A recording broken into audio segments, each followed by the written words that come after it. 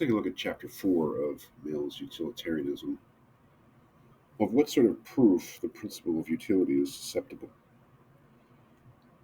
Again, I think it's in Mill not always clear what he means by the principle of utility.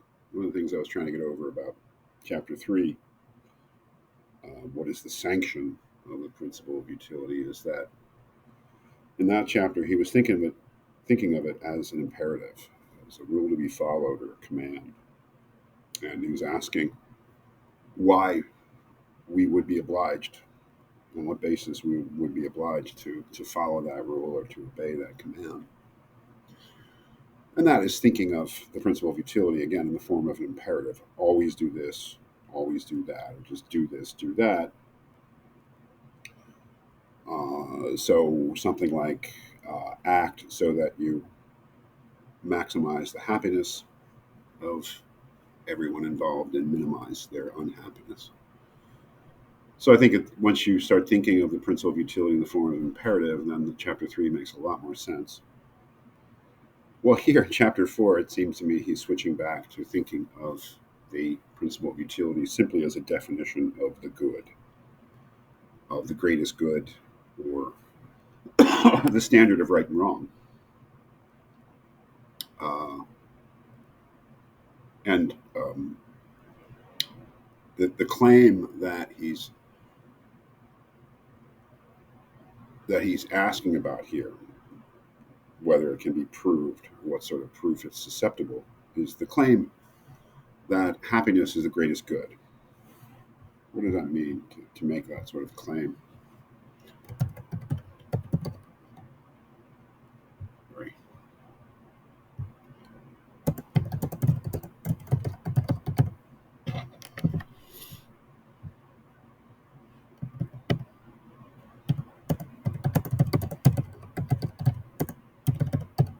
Or the some sort of claim is he making here? That happiness is the, well, as he says it,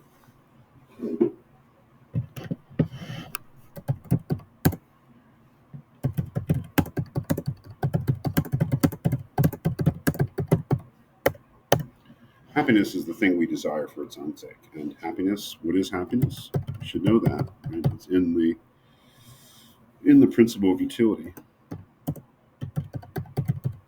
Happiness is pleasure. So what is he actually defending here? Well, one,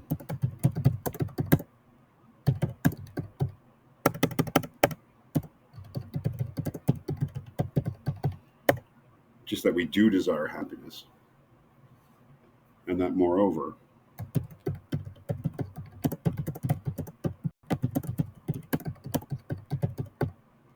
happiness is the only thing we desire. The first thesis there is really not too hard to establish, I think, from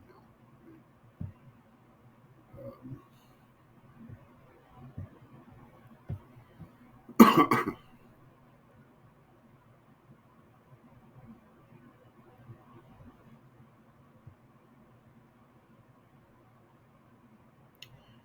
He says here, this is the first page of this chapter, the only proof capable of being given that an object is visible is that people actually see it. The only proof that sound is audible is that people hear it, and so the other sources of our experience. In like manner, I apprehend the sole evidence it is possible to produce that anything is desirable is that people do actually desire it. So how do you prove that? I mean, it doesn't seem like something he has to prove, but he should be able to prove it. How do you prove that we do desire happiness? Well, we people do. I mean, you might say that rather than the way I put it here.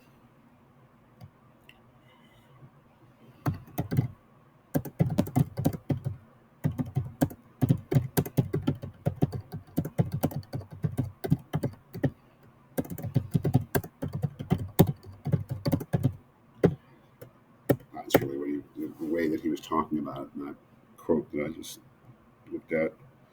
What is the proof that happiness is desirable? Well, people desire it. I mean, What is the proof that something is visible? People see it. What's the proof that something's audible? People hear it. What is the proof that something is desirable? Well, people desire it. So the first part of it, that we do desire happiness, is not difficult to establish. It seems to be just a common truth. The hard part is the second part, that happiness is the only thing we desire. So that you could put it this way, what you're trying to establish is that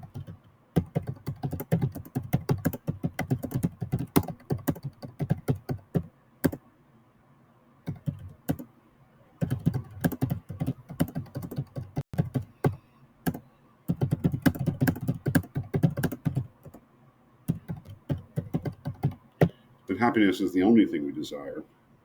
And if there's anything else that we desire that's distinct from happiness, we desire it because of the happiness that it brings. So how do you establish something like that? That's harder argument to make.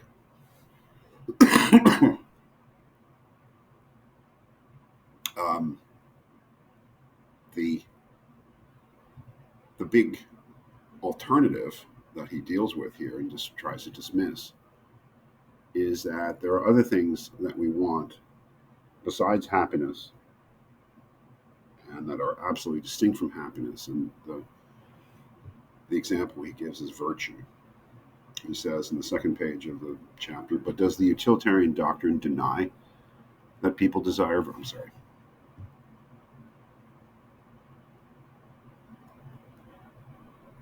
Let's back up a little bit. It's the bottom page 34. The last sentence of the paragraph says, happiness has made out its title as one of the ends of conduct and consequently one of the criteria of morality. That is, if we say that people desire happiness or happiness is good,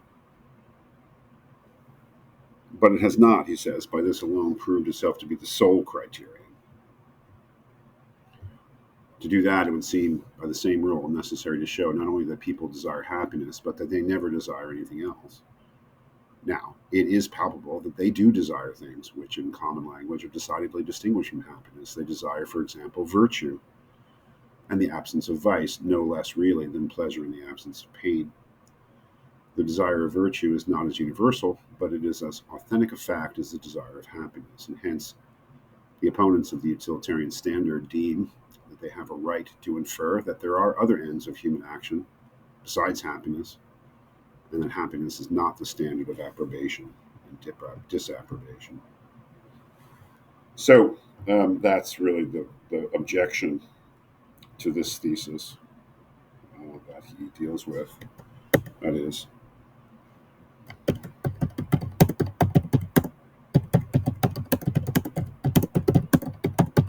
and one of the problems here is, what does he mean by virtue? It's a word that he doesn't really define. So I'll freely define it for him. What does virtue mean? I think, looking at Mill quite a bit now,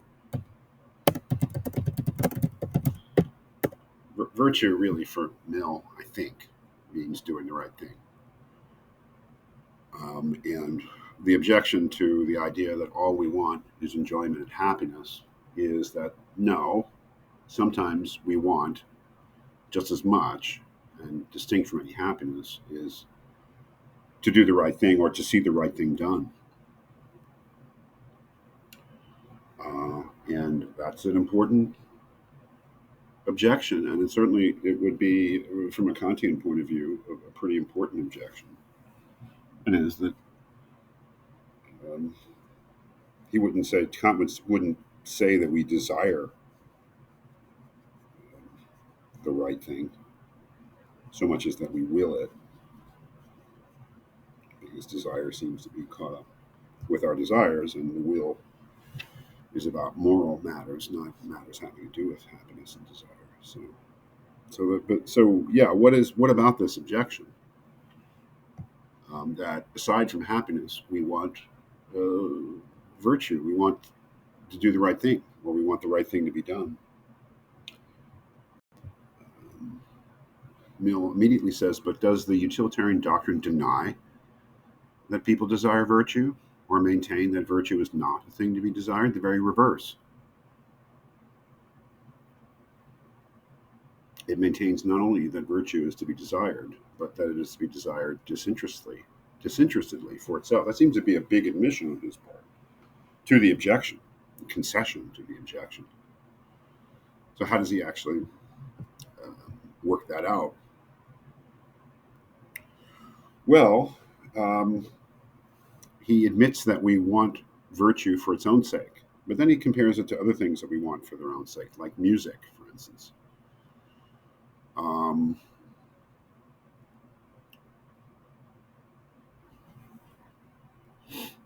he says the principle of utility does not mean that any given pleasure, as music, for instance, or any given exemption from pain, as, for example, health, is to be looked upon as a means to a collective something termed happiness and to be desired on that account. They are desired and desirable in and for themselves. Besides being means, they are a part of the end.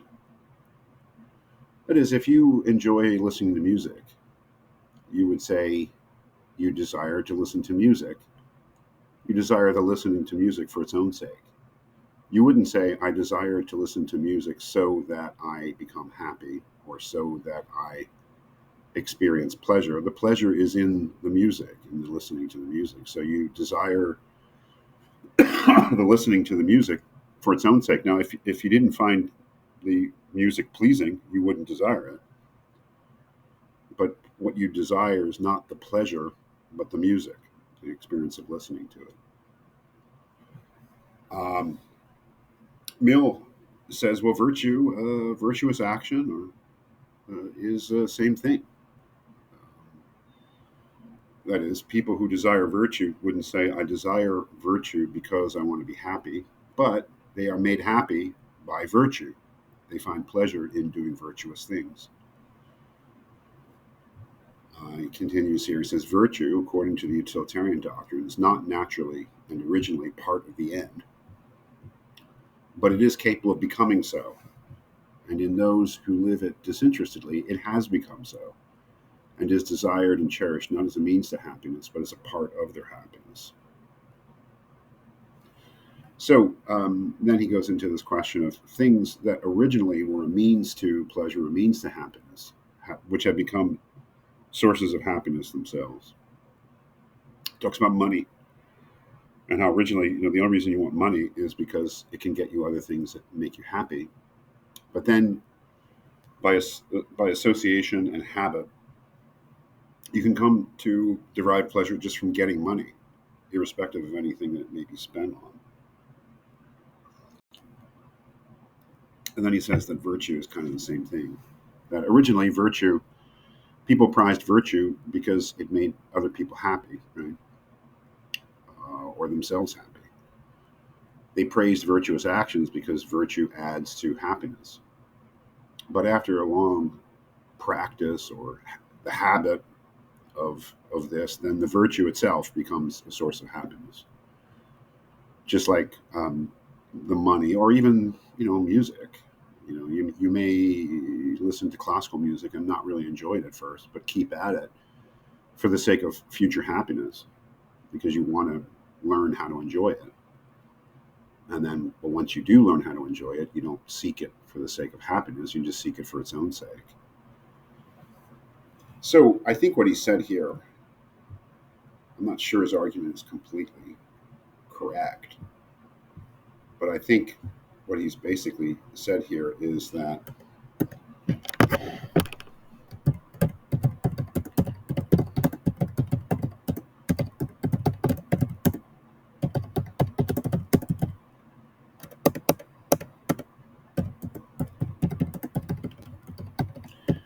that is, originally we prize virtue because it's instrumental. It's a means to human happiness.